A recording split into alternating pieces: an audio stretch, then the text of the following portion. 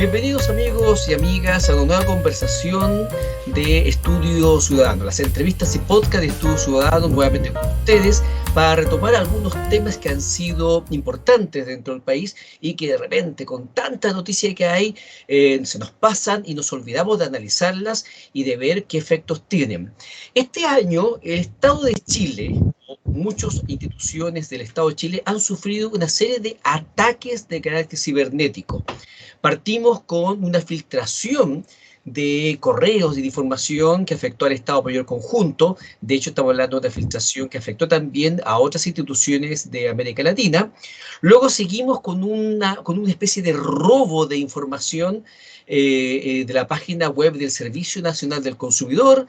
Después, la página del Poder Judicial de Chile también fue afectado. Y los últimos incidentes que hemos sabido, de los que se ha sabido, ha sido que también fue afectada la página de la Defensoría Penal Pública y nada menos también que la del Observatorio Astronómico ALMA, ese que tenemos en el norte de Chile. Para conversar sobre estos episodios y estos eventos, cuyos efectos no sabemos cuáles pueden ser y qué es lo que está pasando detrás de esto, me reúno una vez más con Fernando Palma Tapia, ingeniero en tecnología de información, que es un experto en esta materia y que nos va a iluminar un poquito. ¿Cómo estás, Fernando? Bienvenido a un nuevo capítulo de las entrevistas y podcasts de Estudio Ciudadano. ¿Cómo estás? Hola Alejandro, como siempre, un gusto poder conversar contigo y tus auditores, televidentes, ahí para abordar estos temas que cada vez se hacen más recurrentes. Digamos que si usted ingresa a estudiociudadano.cl y pone Fernando Palma, le van a aparecer ahí varios artículos y videos de conversaciones anteriores que hemos tenido con Fernando sobre estas y similares materias. Hay una que recomiendo mucho que es algo así como cómo teletrabajar y no morir en el intento, donde Fernando nos da una serie de recomendaciones para el teletrabajo, entre otras cuestiones muy interesantes que están ahí disponibles. Fernando, tú ya escuchaste la introducción que hice respecto de esto que pasó fundamentalmente durante el primer semestre del año 2022. No se había visto algo así en Chile anteriormente, un ataque masivo a distintas instituciones del Estado, porque lo normal que solemos ver son los típicos ataques a empresas, habitualmente a bancos, tratando de cometer algunos fraudes.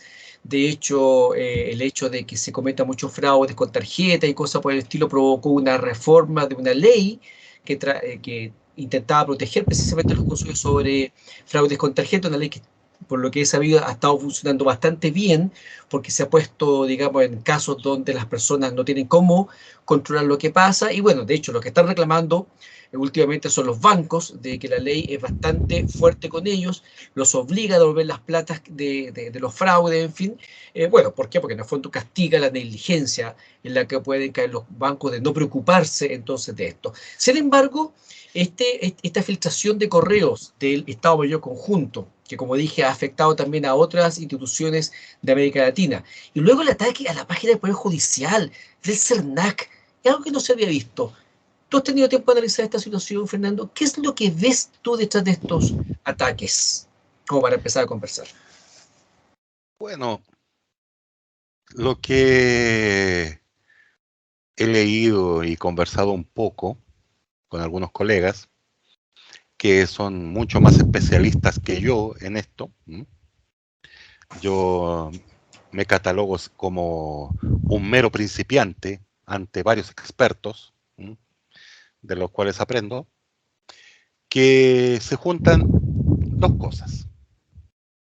Primero, hay grupos que están interesados en sustraer información. Y quien maneja información más delicada, más estratégica, son los estados. Eso por definición. Y esto se junta con los grupos de esas instituciones del Estado que no han protegido lo suficientemente bien su infraestructura tecnológica. ¿Por qué? Puede ser por desconocimiento, puede haber una negligencia, no hay presupuesto, las soluciones de ciberseguridad son caras, ¿ya? Entonces, mientras más segura quieres que sea tu infraestructura, va a ser más cara. Eso es directamente proporcional, ¿ya? Además, se junta, especialmente cuando tú haces mucha transacción de cara al usuario, de cara al consumidor, un sistema que es más seguro cada vez es más lento, ¿ya? Porque agregas pasos de verificación. Entonces, y resulta que ¿qué es lo que se vende? Rapidez e inmediatez en tus transacciones.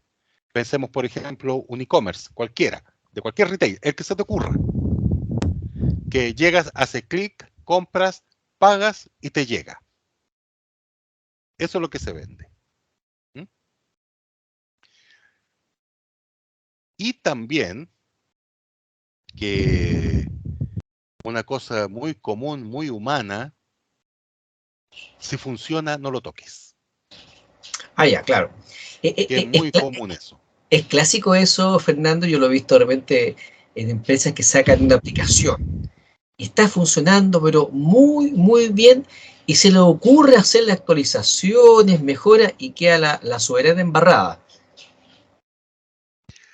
Pasa, porque se le ocurrió, te voy a mencionar un ejemplo Dale.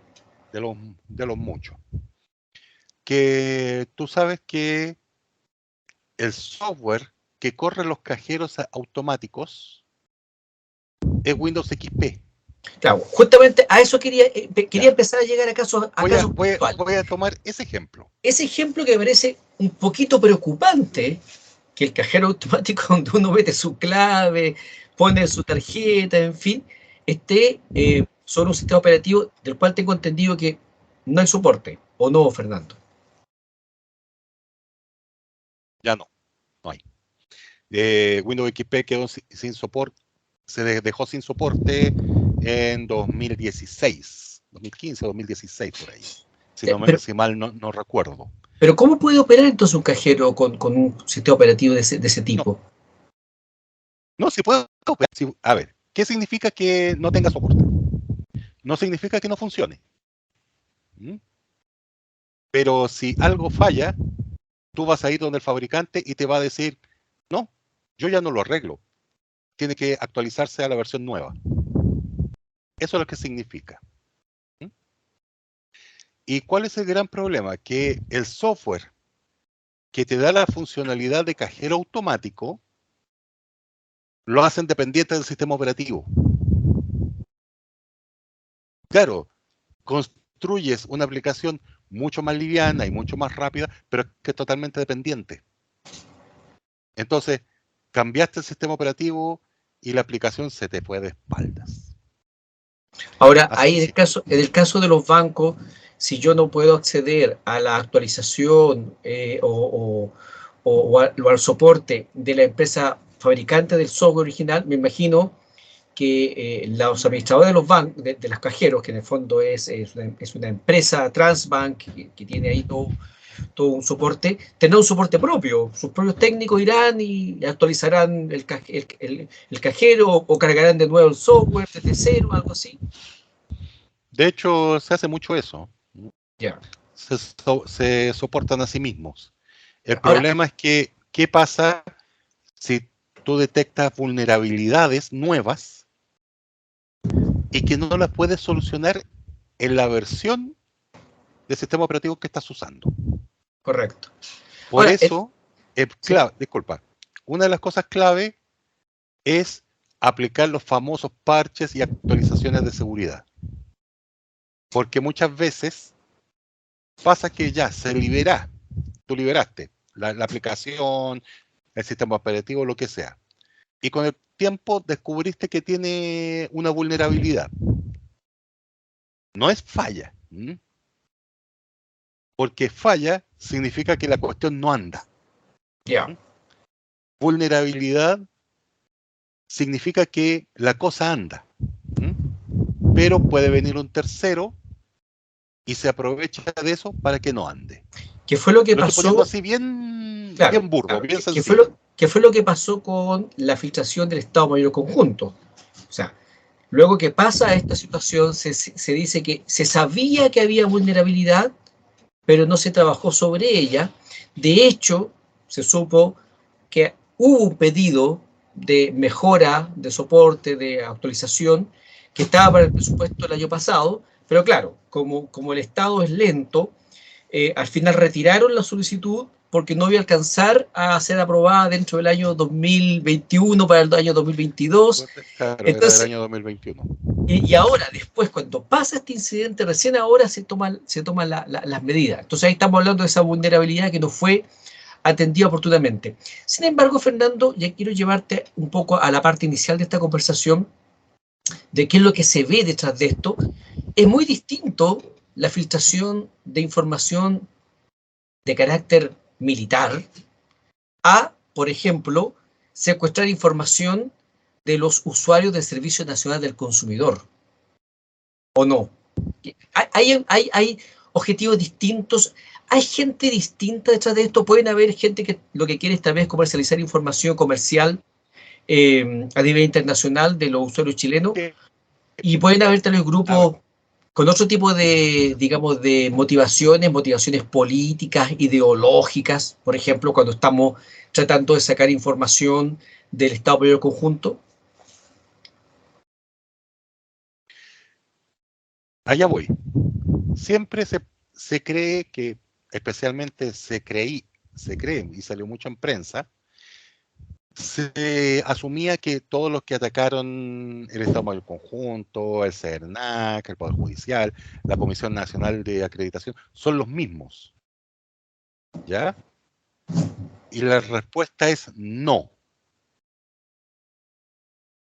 En parte por lo que tú dices, porque las motivaciones son distintas. Hay algunos que sí, y se publican quiénes son, ¿ya?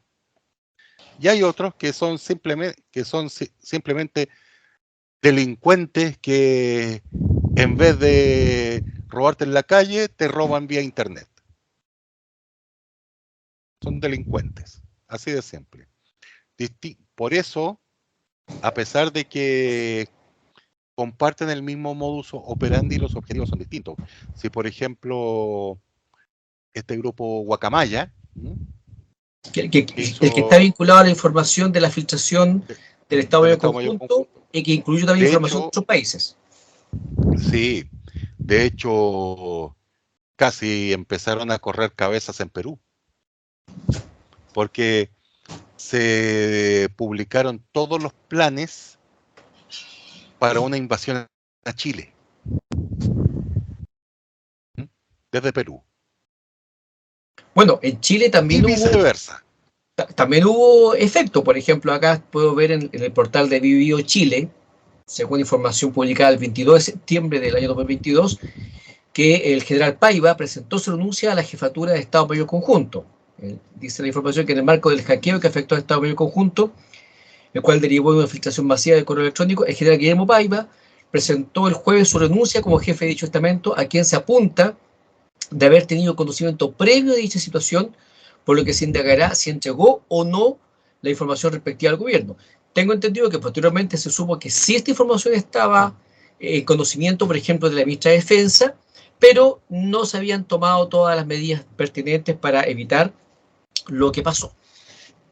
Claro, se informó a la ministra de Defensa, pero lo que apareció en algunos medios de prensa, nos recuerda en este minuto, que se enteró, pero sobre la marcha, mientras se está produciendo la filtración.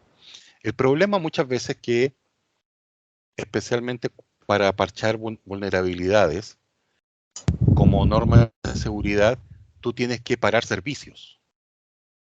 Eso significa, por ejemplo, imagínate una página de un retail de comercio electrónico. Para hacer una actualización, un mantenimiento, tenés que pararla. O sea, ¿voy a dejar de vender? Claro. No, olvídalo. Y por eso es que mucha suspensión de servicio de mantención ocurre o los fines de semana o de madrugada. Si uno entra a la página de un banco, sale un aviso, este domingo entre las 2 y las 4 de la mañana no se van a poder hacer transacciones por mantenimiento. Claro. Y que de hecho también es mala política, increíble. ¿Por qué? ¿Por qué? Muy simple, porque tú ya estás avisando que eres vulnerable tal día de tal hora a tal hora. Ya, o sea, si alguien quisiera... Claro, lo que pasa es que por razones de buen servicio, la gente debiera saber si va a estar o no disponible un servicio para hacer tal o cual Claro, cosa. Ahora, generalmente entre las 2 y las 4 de la claro. mañana todo el mundo está Aquí durmiendo. yo les voy a... No, no, no. Supieran la cantidad de gente que compra con no sé cuántas botellas en el cuerpo, se pone a hacer compra en el retail tipo 3:30 de la mañana. Claro, claro, bueno, pero Tienen harto movimiento. Así ahí que, están los sistemas de respaldo. Precisamente a propósito de eso, hoy día, de acuerdo a lo que tú has visto, eh, los sistemas son seguros precisamente para que las personas compren sin tener que estar repitiéndose después. Estoy pensando en estas claves, estas segundas claves que se mandan, por ejemplo, que uno tiene que ingresarlas para completar una transacción. Porque una persona precisamente podría decir, oye, no, yo ni me acuerdo que compré esto. Eh, Hoy día tenemos unos sistemas suficientemente seguros desde el punto de vista no solamente de la seguridad de que terceros se metan, sino que de la seguridad de que no quepa duda de que el que hizo la compra efectivamente la hizo porque tuvo que hacer más de una operación, o sea que en otras palabras no fue que se le apretó un botoncito. en el caso chileno, sí, sí, existe esa seguridad. ¿Por qué? Porque para procesar el pago, tú sales del e-commerce, tú sales del portal de la tienda y entras al portal del pagador, ya sea Transbank, ya sea Redelcom, ya sea Mercado Pago, ya sea el que sea. Lo Entonces tú digo ya tienes una segunda verificación. Ya, lo digo a propósito, por ejemplo, de algunos años, ya hoy día no se ve, donde era típico, por ejemplo, que a través del teléfono te aparecían cuentas por servicios que presuntamente habían sido contratados desde el hogar, como por ejemplo canales de televisión o de pronto servicios adicionales complementarios como servicios telefónicos, compras a distancia. Entonces, muchos decían, oye, pero si aquí yo que soy el titular no he hecho nada de esto. Y de repente nos enterábamos que era el niño que había hecho clic y había comprado algo, o la nana que había, por ejemplo, contratado el canal tanto para ver las telenovelas, y resulta que entonces el señor le aparecía a fin de mes una cuenta que desconocía.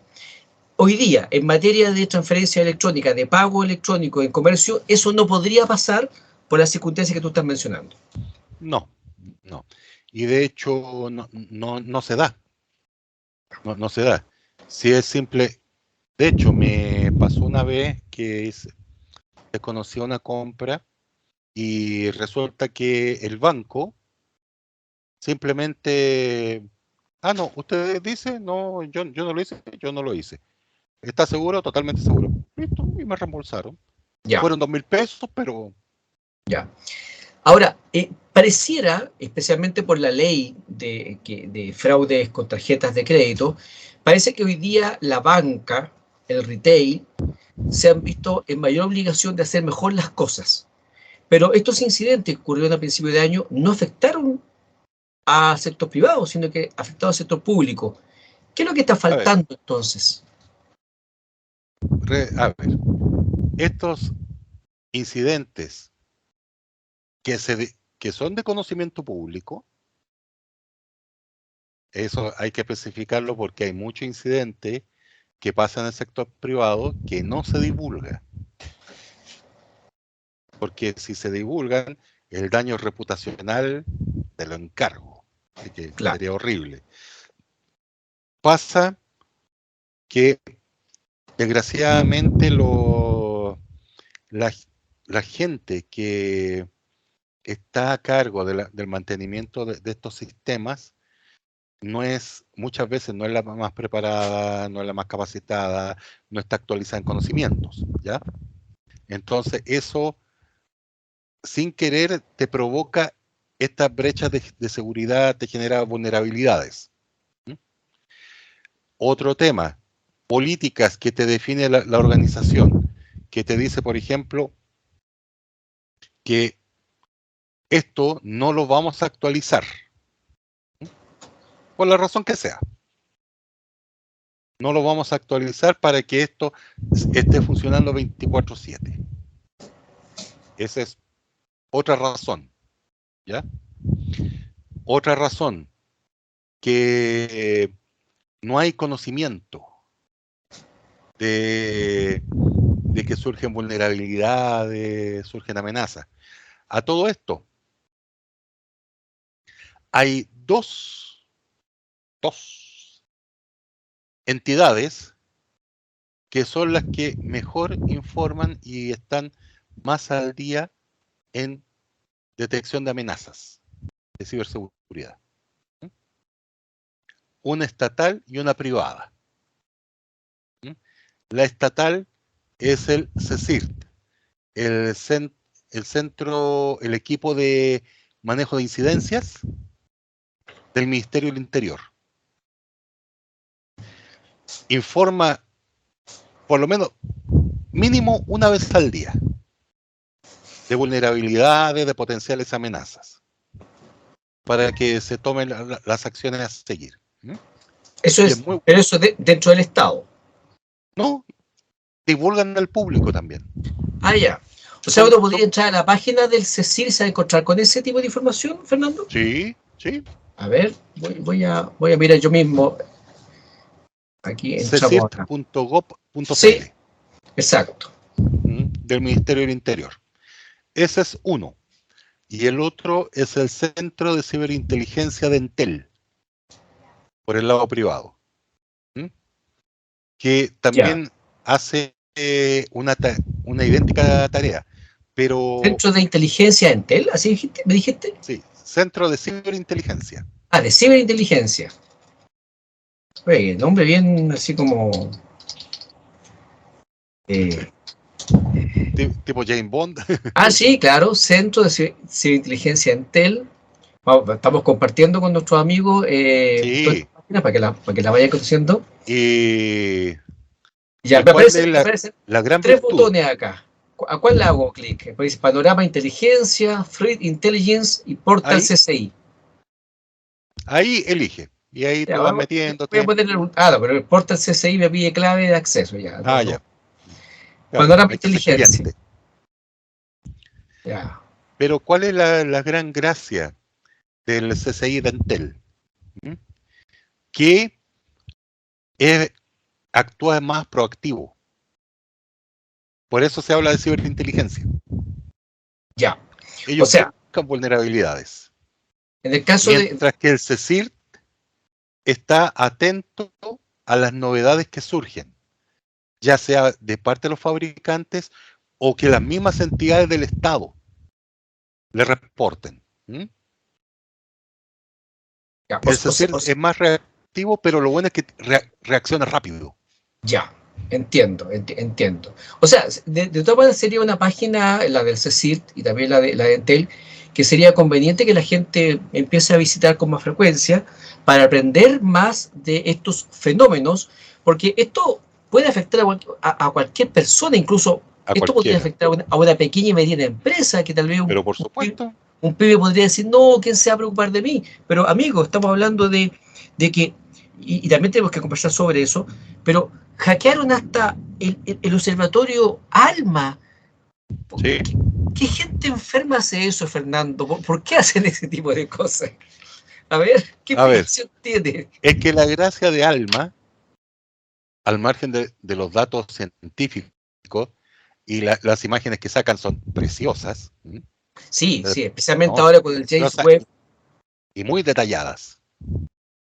Así que ese como dato, si se pueden meter a la página de ALMA. La gracia de ALMA es la capacidad de cómputo. ¿Ya? de su Lo- los, computadora. co- claro, los servidores que procesan las imágenes, pero también lo más importante es el correlacionador. ¿Qué es Sí, el esa es la pregunta. correlacionador? ¿Mm? Es un conjunto de servidores que están allá en el desierto de Atacama, allá arriba, a 5.000 y tantos metros de altura sobre el nivel del mar, ¿ya? Y todo este conjunto de servidores son los que orientan las antenas de ALMA para que apunten a un punto en específico en el cielo. ¿Mm? Y así se pueden obtener las imágenes. ¿Mm? Ya, Y lo puedes dividir, una antena, dos antenas, hasta todas las antenas que hay en el llano, que son 66. Entonces, por eso el nivel de resolución de esas imágenes, claro, cuando tú tienes 66 antenas mirando un punto fijo en el espacio, la cantidad de data que rescatas es enorme. claro. Pero en Y este esa, caso, y esa forma, por ejemplo, se me ocurre, yo puedo ocupar esa cantidad de cómputo para minar bitcoins, por ejemplo. ya, ya. O sea, en el fondo es una especie de secuestro de las máquinas para destinarlo a otros usos que no son los usos a los cuales destina el observatorio astronómico. Entre medio, Fernando, algo que llamó mucha atención fue también lo que le pasó a la página del Poder Judicial, donde también hubo problemas, los jueces no podían acceder a los sistemas, en fin, pero llamó la atención de que, por ejemplo, estaban usando Windows 7, un sistema operativo bastante antiguo, y Está un fuera de software. antivirus McAfee, que yo incluso bromeé en redes sociales respecto de...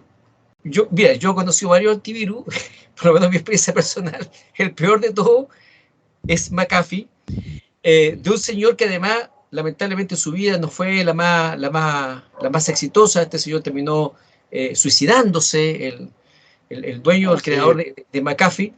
O sea, no, sí, mira, todo terminó muy mal con McAfee.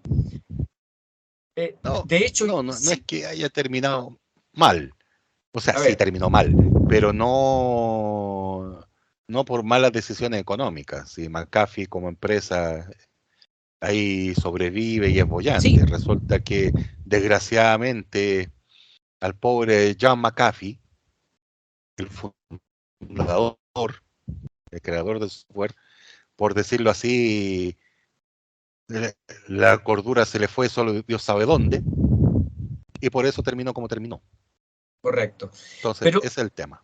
quiero llevarte a lo siguiente, y es que yo he observado que en el Estado hay contratos con Microsoft, por ejemplo. Hay contratos con varias empresas. En este caso voy a mencionar Microsoft. También hay empresas con empresas de telefonía.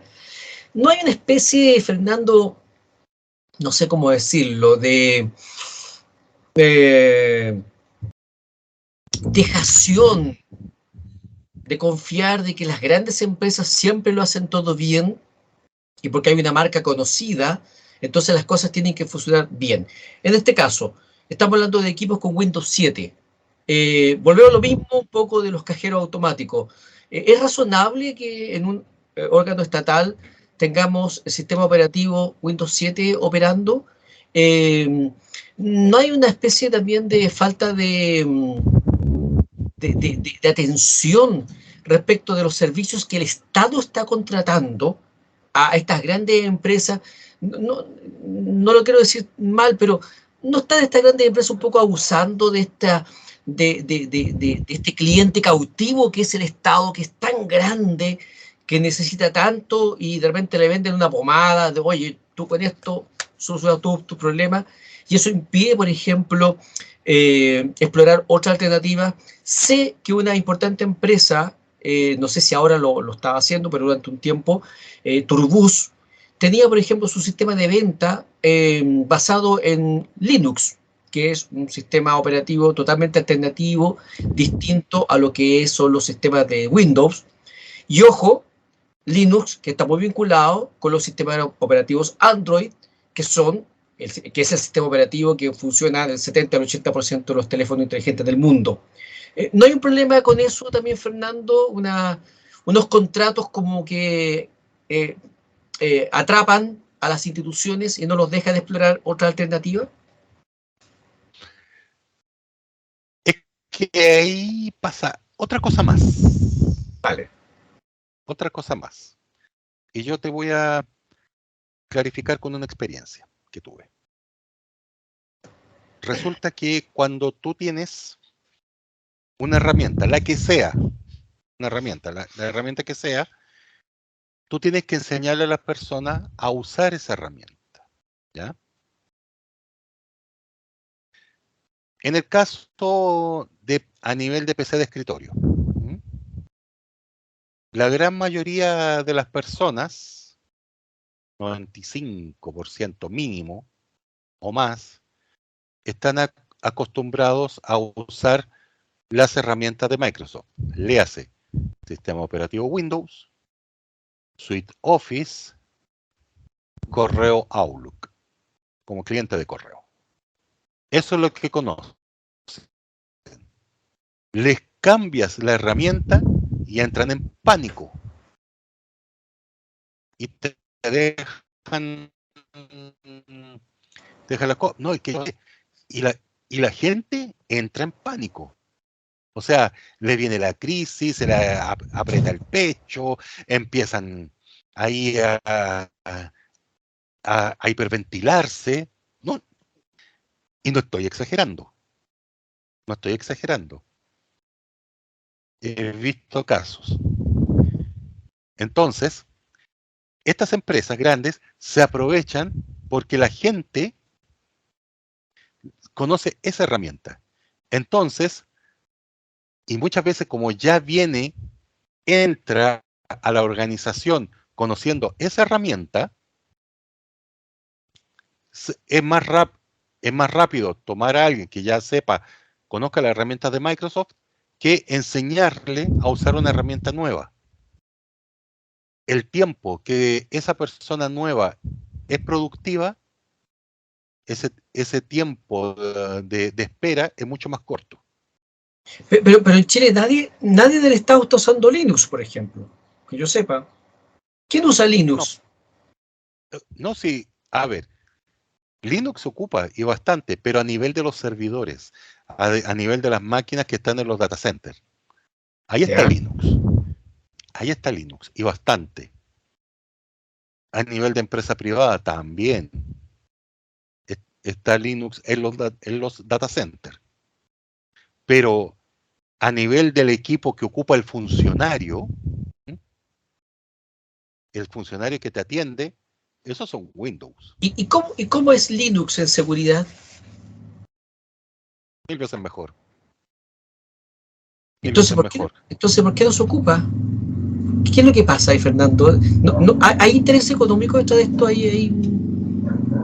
No, de hecho, está el interés económico y resulta que te queda la escoba porque tienes que a toda esa masa de gente que solo sabe usar Windows, tienes que enseñar a usar Linux. Así que el gastadero de plata, claro, más el tiempo de productividad perdido, ese es el problema. claro, pero entonces, eso es algo que no debería está muy bien revertir. definido. Eso es algo que podría revertirse con el paso del tiempo, porque estoy pensando, por ejemplo, que habitualmente los programas Linux son de acceso gratuito, son código abierto, que cualquiera puede modificar. Hay mucha colaboración en el entorno de los desarrolladores de Linux, por lo tanto los costos, por ejemplo, en licencia, estoy hablando de los derechos que hay que pagar necesariamente a Microsoft para usar sus programas, se reducirían en quizás ¿a qué costo? A costo cero. Estamos hablando de mucha plata que se paga el Estado Claro. y los estados Ojo, para usar estos servicios. De hecho, ¿qué pasa? Que tú podrías llegar eventualmente el costo de licencia a un costo cero. eventualmente tú podrías llegar a costo cero. Sí tienes que mantener el costo de mantenimiento. Claro. El costo de mantenimiento y soporte, ese más o menos se mantiene. ¿Ya? Pero igual, en términos de licenciamiento puede hacer una baja, pero brutal. Ahora, ¿qué es lo que pasa? Además, tienen no solamente la alternativa de software libre, ahora está surgiendo la alternativa en la nube. En que tú Explica un poco tienes, eso. en que el software no está en tu máquina. Te conectas vía internet a una página web y es que está en alguna parte del mundo. Ese Ya. software. Ya. O sea, Y, esto como, y hay como decir mucha trabajar en gente. línea, No, no, no, ¿no? no. No, no, no, trabajar en la nube no significa necesariamente de trabajar en línea. Ya, ¿cómo es eso entonces? A No ver, explica un poquito más. sino que está mi aplicación conmigo localmente en mi máquina. ¿Ya? Sino que vía internet me conecto a alguna parte del mundo. Esa es la gracia. Yo sé que está afuera, pero no sé dónde. Y te lo voy a graficar con un ejemplo. Y que mucha gente lo usa, que es Gmail. Amigo, que tiene Gmail. ¿Usted sabe en qué parte del mundo está su correo electrónico? ¿Tú te refieres al servidor que presta ese servicio? No, su correo electrónico. ¿Dónde está? ¿En qué parte del mundo está?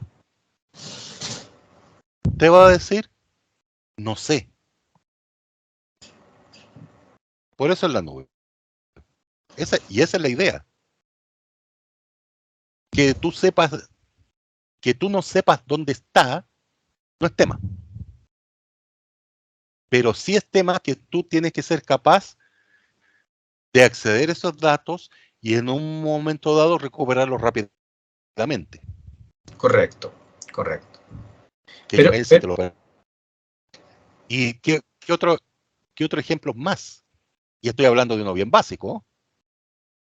Tienes aplicaciones de clase mundial, por ejemplo, Oracle, tienes Salesforce, tienes SAP, tienes JD Edwards, que antes tenías que tener tremendos maquinones en un data center, ¿sí? Refrigerándolo con aire acondicionado en forma especial. Ahí incluso de repente es tanta la energía que ocupan que tú tienes que ocupar suministro de electricidad trifásico. ya, O sea, 380 volts, no 220 como los que tenemos en casa en Chile. Entonces son cuestiones hiperpoderosas en que todo esto se va, te despreocupas. Eso, bueno, pero ahí eso ya es otro carril. Igual en todo caso, estando en la nube, tienes que preocuparte de seguridad. Y te lo ya. dice el mismo proveedor. Usted es responsable de la seguridad de los datos. ¿Por qué? Porque usted es el dueño de los datos. Entonces, hay harto de mito, por ejemplo, con la nube o con el proveedor. Aunque tú tengas las máquinas en tu oficina, tú crees, no tengo el contrato con mi proveedor, mi proveedor tiene que proteger los datos. Y el contrato nunca lo ha dicho. Ya, y en el caso ¿Ya? del Estado de Chile, ¿tú ves que se están haciendo esfuerzos para avanzar hacia tecnologías más robustas o sencillamente estamos reaccionando frente a los distintos eventos que ocurren? Y la verdad que deberíamos agradecerle entonces a los delincuentes que hagan este tipo de cosas cada cierto tiempo porque provocan al final reacciones de parte del Estado. A ver, yo te respondería como la misma respuesta que doy a veces en mi lugar de trabajo. Ni. ¿Por qué? Porque claro, se descubrió la vulnerabilidad, sabemos dónde está la falla. Ya. Y para arreglarlo, cuesta X. No hay presupuesto. Y quedamos donde mismo parados. Y empezamos a aplicarle el parchecito, amarrar con el alambre, porque simplemente se ve la seguridad como un gasto. Ya. Se ve como un gasto. Incluso muchas veces ocurriendo el incidente, no. Porque resulta que obviamente, en el caso de empresa privada, invertir en seguridad significa que tus ganancias bajan, ¿ya? Y en el Estado, tener que invertir más a raíz de un incidente, ahí empiezan las investigaciones administrativas y penales que ¿por qué no previeron eso? Claro, pero pareciera que igual la cancha es desigual, Fernando, porque si un banco tiene un problema de un incidente, hay problemas de fraudes, hoy día hay una normativa que los sanciona, que los castiga y tienen problemas. Sin embargo, si el CERNAC, por ejemplo, sufrió un robo de información, las personas que alguna vez hemos consultado en CERNAC, que nuestros datos están ahí, no tenemos idea si nuestros datos fueron robados o no fueron robados, si fueron devueltos o no fueron devueltos, porque muchos de estos secuestros tienen que ver con que los que secuestran lo que quieren es que les paguen dinero para devolver los datos. No sabemos si el CERNAC negoció o no negoció con estos delincuentes. No sabemos si estos delincuentes devolvieron o no devolvieron los datos. Entonces, ¿quién persigue la responsabilidad del Estado? Que yo sepa, no hay una legislación clara. De hecho, de ninguno de estos casos que hemos mencionado, CERNAC, Poder Judicial, Defensoría Penal Pública, el Observatorio ALBA, incluso La Comisión el INAPI, Nacional de Acreditación también. claro, el CNC, Consejo Nacional de Acreditación, CNA. Yo supe también de problemas con el Instituto Nacional de Propiedad Intelectual, INAPI, que también ha tenido problemas con su página. ¿Quién persigue a estas instituciones públicas del Estado por su eventual responsabilidad en la administración, conservación de estos datos? Que yo sepa, nadie los está persiguiendo. Bueno, entonces tampoco hay formalmente quien debería perseguir, por lo menos el Estado Mayor, el CERNAC, la Defensoría, el INAPI, debería ser la Contraloría General de la República. Claro. El gran problema es el Poder Judicial. Porque la Contraloría puede ejercer sus acciones sobre el Poder Ejecutivo. ¿Ya? Sobre el Poder Judicial, formalmente quien ejerce las acciones que tú planteas, Alejandro, es el Pleno de la Corte Suprema. Y a nivel del Congreso Nacional, ellos mismos. Así que... Claro, hay ciertos niveles de autonomía. La situación... Claro, hay ciertos niveles de autonomía que pueden resultar contraproducentes cuando no hay nadie que fiscalice. O sea, ¿quién fiscaliza el Poder Judicial? O sea, me imagino yo que desde el punto de vista de algunos gastos y cosas por el estilo sí se les podría llamar la atención, porque más que vale el presupuesto de la República. Pero sobre otro tipo de situaciones, en general la autonomía es muy grande. Lo mismo pasa con, tal como tú dices, con el Congreso Nacional. Uno puede ver que ahí las reglas se hacen y se deshacen a gusto de los parlamentarios que están en ese momento. Entonces, ahí tenemos un serio problema que tal vez ahora vamos a tener que discutirlo con otros actores también, en el sentido de que algunos planteaban, de hecho, fue parte incluso de los planteamientos de la última, del proyecto constitucional, pero también se había hablado antes, esto de la creación del defensor del pueblo, el ombudsman, que en otros países, especialmente en europeos, es una figura que precisamente persigue al Estado en relación a los abusos que éste puede cometer. Con o sin nueva constitución, yo creo que es una figura que habría que analizar, habría que estudiar, porque tenemos casos entonces de secuestro de información, hackeos, como tú quieras llamarle, que ha afectado la información que es No, de los ciudadanos. no ocupemos la palabra hackeo, por favor. Ya, Por favor. ciberdelitos, Sí, que, eso sí, eso sí. que afectan la Eso sí. información de los ciudadanos, y no hemos recibido de ninguno de estos organismos públicos una explicación de qué pasó con cada uno de esos incidentes, qué pasó con la información y qué nivel de vulnerabilidad entonces podríamos estar sufriendo los ciudadanos, cuya información puede estar en cualquier parte. Una última pregunta que quiero hacerte, Fernando, antes de terminar esta interesante conversación. La clave única del Estado. También se ha dicho que es vulnerable, que no es totalmente segura. Tanto es así que existen empresas que ofrecen las famosas firmas electrónicas avanzadas. ¿Qué te parece a ti? ¿Es cierto o no es cierto esto? ¿La clave única del Estado es suficientemente segura como para garantizar que las cuestiones que se hacen a través de ella no sufran riesgos? ¿Se podría usar la clave única del Estado como firma electrónica avanzada el día de mañana? A ver, diferenciemos, porque clave única y firma electrónica son dos cosas distintas y son para objetivos distintos. ¿Por qué? Porque la clave única es para acceder a los servicios del Estado en línea. ¿Ya? Ahora, que sea una cosa simple, usuario y contraseña, hiperendeble. Muy débil.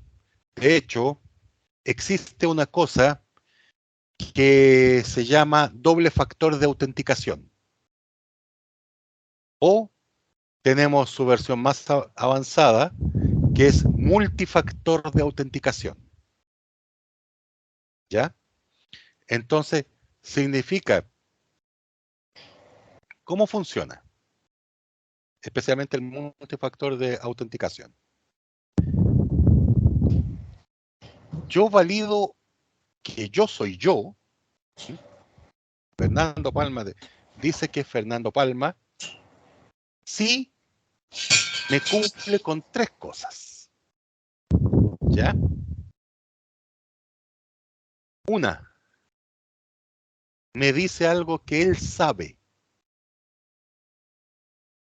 Y ahí entra la famosa contraseña. ¿Ya? O pueden entrar también las preguntas de seguridad. Esa que dice, por ejemplo, ¿en qué ciudad nació usted? ¿Cuál es el nombre de la primera mascota? ¿Cuál era el segundo nombre de su mamá? ¿Mm? Ya. Es algo que yo sé. O sea, lo que tú estás diciendo es que, por ejemplo, la clave única podría ser más segura cuando yo voy a hacer un Siempre. trámite, si aparte de poner la clave... De hecho, O sea, la contraseña es un factor de autenticación. Disculpa, para okay, terminar. claro. Disculpa, para terminar. Segundo factor. Se valida con algo que yo tengo. ¿Ya? Y a muchas personas quizás les ha pasado que, por ejemplo, se meten a la página web del banco, hacen una transferencia y les llega un código por mensaje texto. O si quieren ingresar a una página, tienen que ocupan un llaverito o una aplicación en el celular que les da un número. Ingresan ese número y ahí pueden entrar. ¿Ya? O tengo que hacer clic en la aplicación del teléfono. O clic en la aplicación del teléfono. Ahí es, por eso es algo que yo tengo. Ahí tenemos el segundo factor. Claro, porque en la clave única uno no entra con el número de cédula de identidad, que es un dato sí. que cualquiera podría averiguar. Cualquiera puede tenerlo, la Luego contraseña es algo que yo sé. Luego ingreso una clave, que entre paréntesis no sé si la clave requiere tener ciertas características, como algunas empresas te exigen, por ejemplo, que tiene que tener mayúsculas, algún signo, Sí, algún número, en fin, para que sea más sí, compleja. sí. Pero ahí tendríamos un solo factor de Claro. autentificación. No, Entonces, ahí ya tenemos dos. Ya llevamos dos factores. Lo que yo sé y lo que tengo. ya, pero en el caso de la clave única de estado, yo ingreso con el root. Ese es un El root factor. y la contraseña. Y Hay la un solo contraseña, factor. ya. No hay segundo factor entonces en No el hay, clave no única. hay segundo. La Ya. clave única no tiene segundo factor. Y eso se debería incorporar. Debería. El segundo factor. Y el tercer factor, ¿m? Que es algo que yo soy. ¿Ya? Algo que yo soy. Y ahí entra el concepto de la biometría. ¿Ya? En que se me chequea o huella dactilar, o el iris del ojo, o por muestra de voz. Yo Porque diría que lo más usado hoy día es la huella. Cuando uno hoy va, día lo por hemos usado ejemplo, en la huella. a un Y para, trámite bancario, por sí, ejemplo, a sacar pero para que sea eficiente, les doy el dato a los bancos, porque no lo he visto. Lector de huella con sensor de temperatura. ya, para que no Porque, ¿qué sea una pasa si imagen. yo llego con una fotocopia Claro, de una huella dactilar? claro. ¿Ya? Claro, porque uno, por ejemplo, pierde la tarjeta y quiere sacar una nueva tarjeta.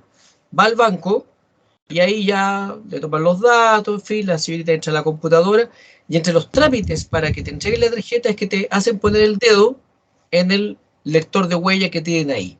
De esa manera Sí. para verificar, o sea, aparte que tú exhibes tu cédula de identidad, o sea, uno parte identificándose con su cédula de identidad, la fotografía, la persona te mira, ve que eres tú mismo, pero para terminar el proceso, además te piden, por ejemplo, que valides tu identidad poniendo tu huella digital en un lector que está conectado con unas bases de datos que son de empresas privadas, que tienen también estos datos tuyos y que validan que esa huella digital efectivamente te pertenece y por lo tanto ahí completa el ciclo de la identificación del individuo.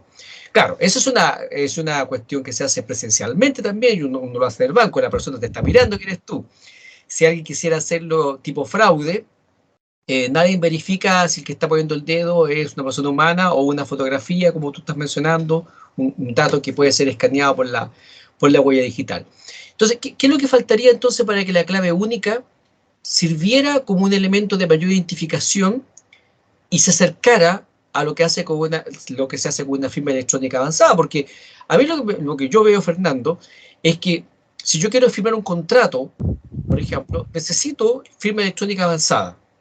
Sin embargo, ante el Estado, aun cuando ellos saben que soy yo cuando estoy haciendo un trámite para, por ejemplo, pedir un certificado de nacimiento en el registro civil, hoy día yo lo puedo pedir por clave única del Estado y me lo mandan a mi correo electrónico. Sin embargo, hay otros trámites que yo no puedo hacer con la clave única del Estado. ¿Qué es lo que faltaría para que avanzáramos hacia eso? Aparte de lo que ya dijiste, que me parece extremadamente relevante, de que hay que aumentar la seguridad en la clave única del Estado, incorporando lo menos un segundo factor de autentificación.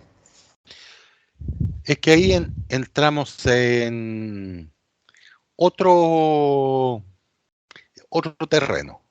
¿Ya? Porque, por ejemplo, si es un dato muy sensible o que es un dato que de adrede se estima que no debe ser de fácil acceso.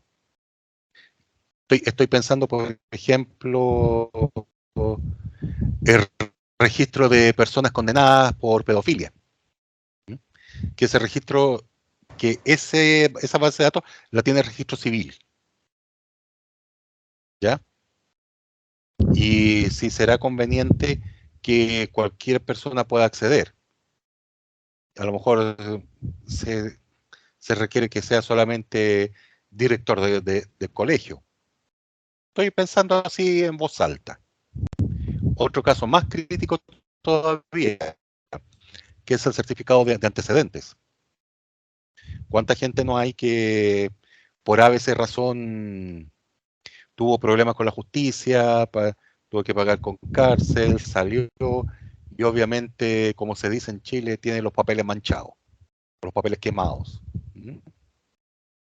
Entonces, que cualquiera llegue, se mete y dé vuelta esos datos, de vuelta esa información, si ya le cuesta reinsertarse, con eso le va a costar mucho más todavía.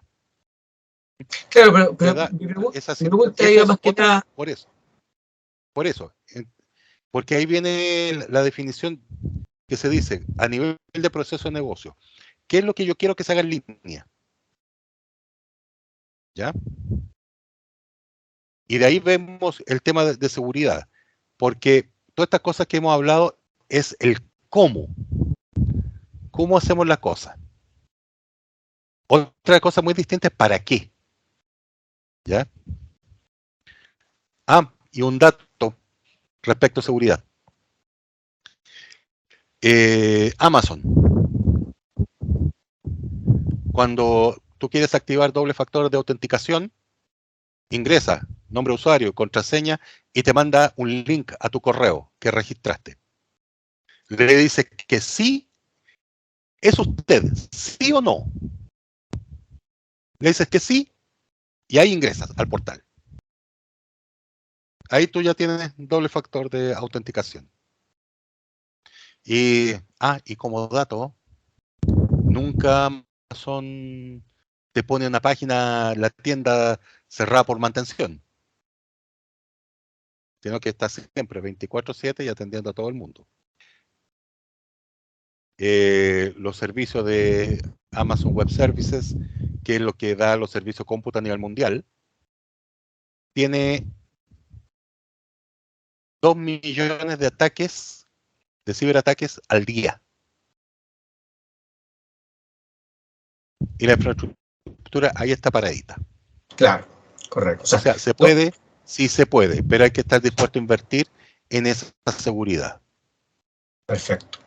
Bueno, claramente tenemos hartos temas pendientes del país. Este asunto de la firma electrónica, de la clave única, creo que parece que es un tema que vamos a tener que volver a tratar, porque a mí lo que me llama la atención es que si hay modelos que pueden funcionar para ciertas cosas, ¿por qué no funcionan para otras? Y hoy día, si bien es cierto que la firma electrónica también ha bajado de precio, sigue siendo un costo para algunas personas. Estoy pensando en las pymes, por ejemplo, en las personas que necesitan celebrar cierto tipo de contratos y no lo pueden hacer con la clave única, tienen que pagar aparte por estos sistemas de autentificación, como es el caso de la firma electrónica avanzada. Y bueno, a mí se me ocurre que en la medida que logremos avanzar en mayor seguridad, también podemos bajar los costos y hacer entonces que las pequeñas y medianas empresas que mueven mucha plata, que contratan mucha gente, puedan tener unos costos más bajos operativos en esta materia. Pero claramente es una materia que vamos a tener que dejar para otra ocasión. Alejandro, este programa compárteselo a la unidad de gobierno digital del Ministerio Secretaría General de la Presidencia. Ya, se lo vamos a mandar entonces. Le damos un par de ideas. Exactamente.